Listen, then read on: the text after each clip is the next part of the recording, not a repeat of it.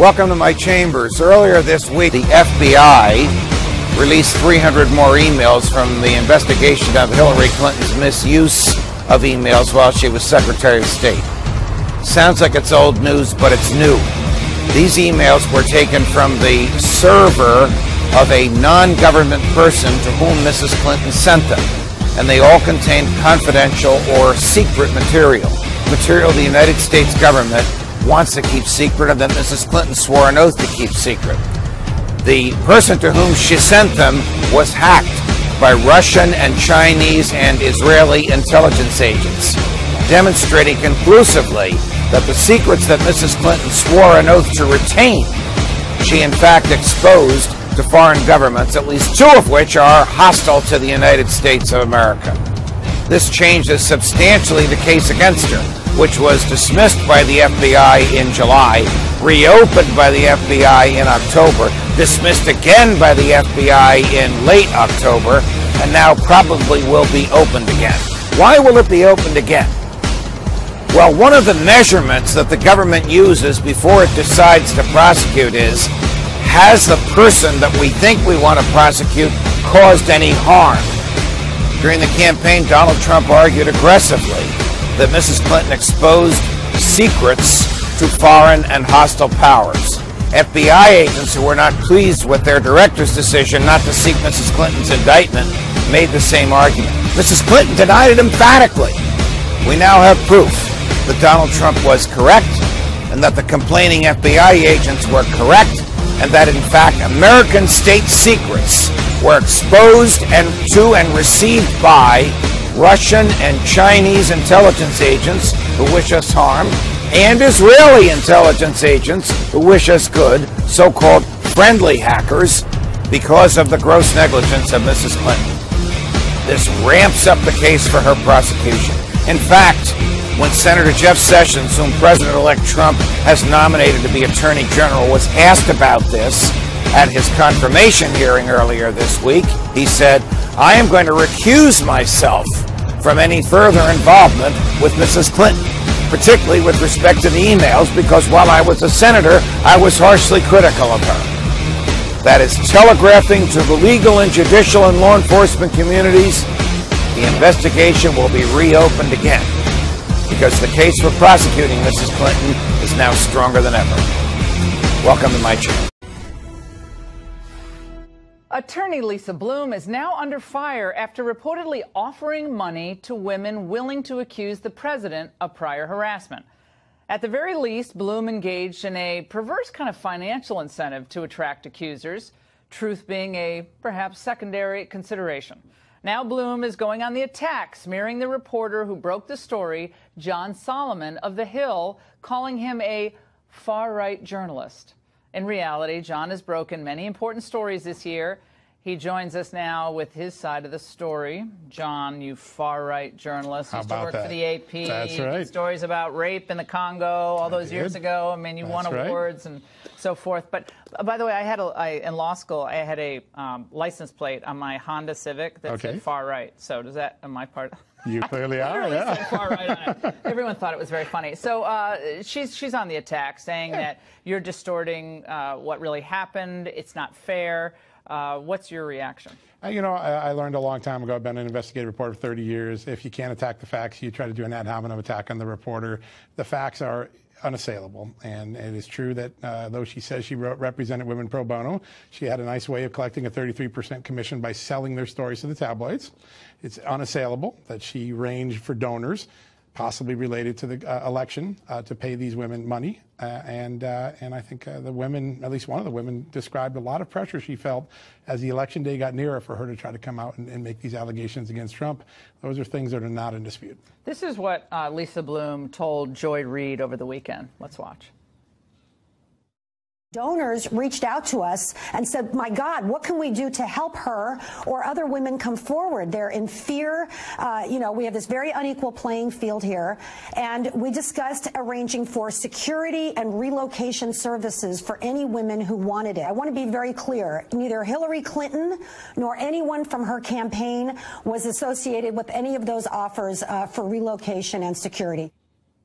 John, no one from the campaign, Hillary, didn't know anything about it. What little factoids should she leave out in that? Well, one of them is she will not answer whether she talked to the Clinton super PACs, which is where the real big money is in the election, right? The candidates are capped at $2,400. Super PACs can take a lot more money. She will not answer the question. I've asked it 100 times. Can't get an answer out of her. She also didn't talk about that little mortgage payment for that house in Queens let's that go Ms. through some Harth of the things. hated. Yeah, one of the women got offered $750,000. You could buy the Secret Service detail for that. You don't need that much protection. There was other things going on. The woman said one of them wanted their mortgage to get paid. The other woman said, I want my college tuition for my kids paid. It was a lot more than security. I want to read an email, a story that you broke tonight on the Hill from Jill Harth, the New York makeup artist who accused President Trump in a suit she ultimately dropped in 1997, alleging some type of misconduct. This is what she wrote. She wrote to Trump's assistant, Rona Graff. I also want to put it out there that I would be willing to say at a rally or somewhere how Trump helped me with my self-confidence and all positive things about he is with women to counter any potential negativity that may come out at some point in the campaign. Now, this is from a woman who supposedly was going to come out and it came out and said, well, he mistreated me, in between her two broke me or something like that. That she. In between her two accusations, there's a much greater context to this email. She wanted a job with the Trump campaign. She asked to be his campaign makeup artist. Whoa. Someone gropes you. You actually file a suit that you ultimately drop, but you obviously can't like him. Allegedly did this.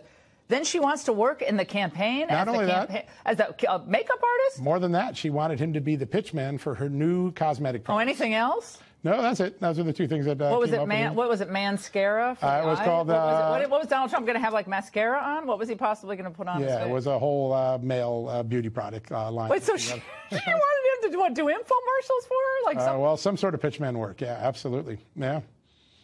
But she came out and said tonight that. I had gotten over the prior, but she was mad that Donald Trump said it didn't happen. That's right. So she. This is ridiculous. If you follow her story, she was angry at him, then not angry at him. Do my makeup line. I don't like you. Yeah. Work on a business deal, and they got angry at him again when he denied the allegations. Now, Lisa Bloom said that none of this changes the fact that she did not tell women to make up stories. That's right. And that you wrote that in your original piece. Yeah, none of the women said they were asked to say anything. No. Now, there was one episode that is kind of interesting. One woman was asked to take all of her pro-Trump comments down from Facebook so that her story would be more believable. So that did happen. Oh, okay. But they weren't told, you say this and I'll give you extra money. No, not at all. No. Well, it's so good to talk to a far-right journalist tonight, and all of your credentials over there. It's a weird feeling sound to me. Yeah. All right. John, it's always great to see you. Thanks so Laura. much. Appreciate it. The last couple of weeks have raised a number of legitimate questions about Special Counsel Robert Mueller's investigation into Russian collusion. A number of members of the investigative team over there have been exposed as intense Democratic partisans. Now, President Trump's lawyers have accused Mueller's team of improperly seizing transition emails without bothering to supply a warrant or even a subpoena. They just took them. Mark Steyn is an author and columnist, and he joins us now to put this in perspective. Mark, can you just take things? Well, apparently you can if you're a so-called independent counsel. I mean, I should come the unassimilated foreigner with you here, Tucker, and say that I don't think there should be a 2.5-month transition between governments, which is unique to the United States in the developed world. And it makes no difference anyway, because the Democrats in the Senate slow walk everything. So here we are a year later, and all the deputy assistant deputy undersecretaries at every department are still all the Obama guys anyway. So if it's meant to give you time to staff the departments, it's a waste of time. But in this case, it's particularly relevant because the transition was used by the outgoing administration and the permanent bureaucracy to set up their destabilization of the incoming administration, the Trump administration. And I see no reason at all why a guy who is supposed to be investigating Russian interference in an election that took place on November the 8th should be able to seize effectively an incoming government's entire confidential communications between each other in the period after the election took place. That seems to me entirely unwarranted by Mueller. You're aware that by saying that, you're putting this nation at risk. I was watching MSNBC this morning and learned that those who raise questions about the Mueller investigation are, this is almost a quote, inciting violence in the streets, delegitimizing the U.S. government, maybe precipitating a coup. I mean, do you feel uncomfortable with your criticism because it's wrong to criticize the government? No, because it's Mueller and the whole independent counsel that is designed to delegitimize the institutions of government, starting with the president. By the way, while we're at it, Mueller is the last guy on the planet who should be an independent counsel, because he's not independent of anything. He used to work for Paul Manafort's former law firm. He's connected with everybody. Ever since he was appointed, for the last 6 months, I've sat and watched Fox, and I watched MSNBC, and watched CNN and all the others, and an endless parade of Beltway insiders saying, well, I've known Bob Mueller since 1972, and you couldn't find a straighter arrow. He's an Eagle Scout. And that's exactly why, whether or not that's true, that's exactly why he shouldn't be independent counsel. He's not independent. He's the insider's insider. But just to go back to that point about destabilizing everything here, Tucker, if you take MSNBC at their word that this guy is a straight shooter doing a credible job, for it to carry conviction, if you're going to investigate the guy who won the election according to the rules of the election, you better be seen to do it in as clean a way as possible. You don't do it by appointing psychologically weird people who think they're somehow top super secret agents who've been put on Earth to save the Republic, like this Strzok guy. You don't do it by involving people whose wives work for Hillary Clinton's Oppo research team. You don't do it by hiring people who went to Hillary Clinton's non-victory party on November the 8th.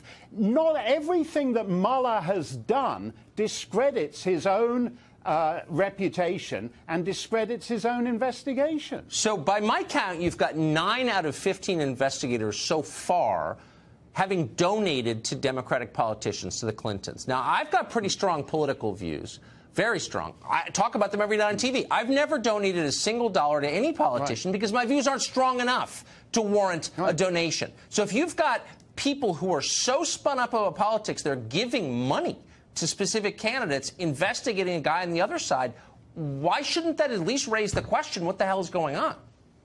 Well, exactly, because look at it this way. Mueller can't win now. In fact, the country can't. The tragedy is that the country can't win. Let's say that Mueller finds Trump guilty of something. Half the country, the half of the country that voted for Trump, is going to say, this is ridiculous. A bunch of people who were Hillary donors, who went to Hillary's parties, who worked for Hillary's Oppo research team, who were having Hillary fans who were having illicit affairs because they loved Hillary so much, it turned them on so much. As you pointed out, those tweets and texts between Strzok and his lover, you know, it sounds like John le Carre rewritten by Teen Beat. It's completely preposterous. But the half of the country that voted for Trump won't accept a verdict against him. Likewise, the other half will not accept, if Mueller exonerates Trump, they'll say, oh, well, that's just because the Republicans demonized him and trashed him. Mueller's killed the whole point of this investigation. You're exactly right. The whole point of independent counsel investigations is to reassure us it's on the level. Mark, thank you for that, as always. Thanks a lot, Tucker. Sorry I got worked up about it. I love it.